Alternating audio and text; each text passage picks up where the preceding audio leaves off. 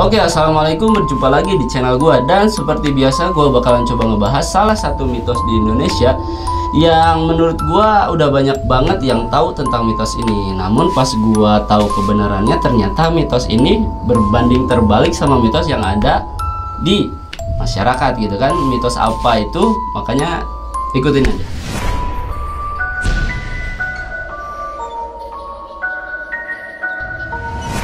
Nah, jadi mitos yang bakal gua bahas kali ini ialah mitos yang berhubungan sama masalah perkawinan antara suku Sunda dan suku Jawa. Atau orang biasa bilang katanya orang Jawa cewek itu nggak boleh nikah sama orang Sunda yang cowok gitu.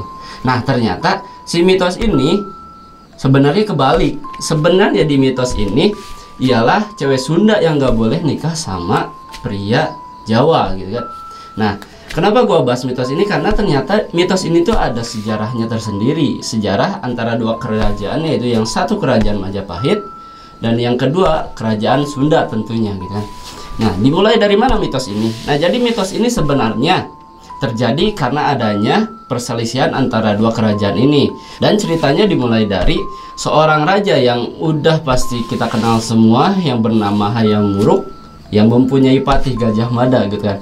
Nah, BTW di sini gua bakalan jelasin dulu ya. Sebenarnya Hayam Wuruk ini bukan nama asli dari raja ini sendiri, tapi Hayam Wuruk ini merupakan salah satu kayak semacam gelar lah.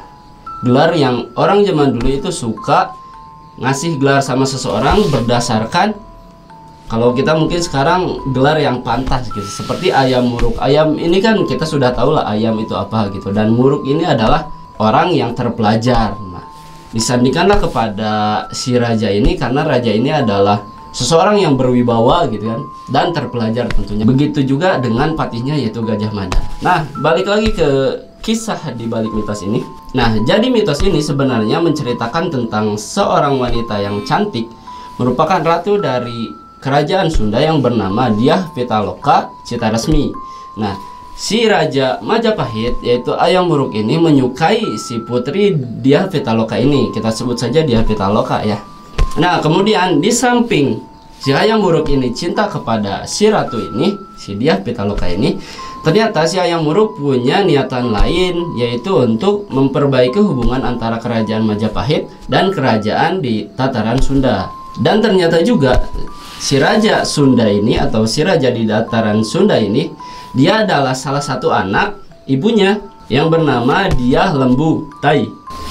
Dan akhirnya si Hayam Wuruk ini mengirimkan surat kepada raja dari tataran Sunda ini untuk meminang anaknya yang tadi itu, yaitu putri Dyah Pitaloka gitu kan. Meskipun di area kerajaan Sunda sendiri, seperti misal petinggi-petinggi mereka itu sebenarnya nggak setuju ya sama pernikahan ini, dikarenakan katanya nggak elok gitu seorang wanita mendatangi seorang lelaki gitu. Nah, walaupun banyak yang menolak dari para petinggi di kerajaan Sunda ini, tapi tetap si raja tetap mengirimkan putrinya untuk dinikahi oleh si Hayam Wuruk tadi. Nah, menurut Kidung Sunda ya, nah ternyata si patihnya dari Majapahit ini mempunyai semacam niat untuk menaklukkan dataran Sunda atau menaklukkan kerajaan Sunda gitu kan. Nah, si Gajah Mada ini mengira rombongan yang datang dari kerajaan Sunda ke Majapahit ini datang sebagai rombongan yang mau menyerahkan upeti, dan si putri Dyah Pitaloka ini sebagai upeti juga gitu kan. Nah, pasukan dari kerajaan Sunda ini tersinggung dengan statement Gajah Mada secara otomatis. Kemudian si utusan dari Sunda ini memaki-maki Gajah Mada. Nah, di situ kemudian Gajah Mada menyerang pasukan Sunda ini dan sampai membunuh semua pasukannya gitu kan. Sampai semua orang mati dan termasuk si putri yang tadi Dyah Pitaloka. Kemudian karena si putri ini tersisa satu orang, dan dia pun mau nggak mau membunuh dirinya sendiri. Si Hayam Wuruk selaku raja dari Majapahit mendengar berita ini, dia merasa kecewa dengan perilaku Gajah Mada yang menurut si Hayam Wuruk sendiri ini nggak bener gitu. Karena tadi niat si Hayam Wuruk ini pertama, emang benar dia suka sama putri dari kerajaan Sunda, dan kedua dia benar-benar pengen memperbaiki hubungan antara dua kerajaan. Namun ya tadi itu digagalkan oleh sifat isi Gajah Mada tadi yang benar-benar pengen menguasai kerajaan di daerah Sunda gitu kan. Nah, setelah terjadinya tragedi ini dari situ timbulnya mitos bahwa cewek Sunda tidak boleh dinikahin sama pria Jawa. Dan walaupun kenyataan pada umumnya ternyata dibalik, yang nggak boleh menikah itu katanya mitosnya adalah wanita Jawa kepada pria Sunda.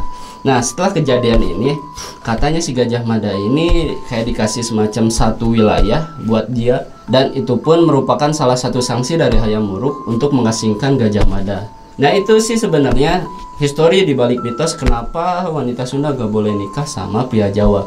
Ya emang walaupun banyak pergeseran atau banyak juga orang yang udah nggak terlalu percaya sama mitos ini, tapi mitos itu benar-benar ada dari zaman dulu kerajaan dan sampai sekarang pun orang masih tahu gitu.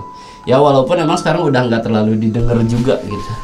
Ya mungkin sekian aja buat pembahasan mitos kali ini. Mungkin kedepannya gue bakalan coba buat nyari lagi mitos-mitos yang emang udah sering banget orang omongin atau sering banget orang tahu gitu lah.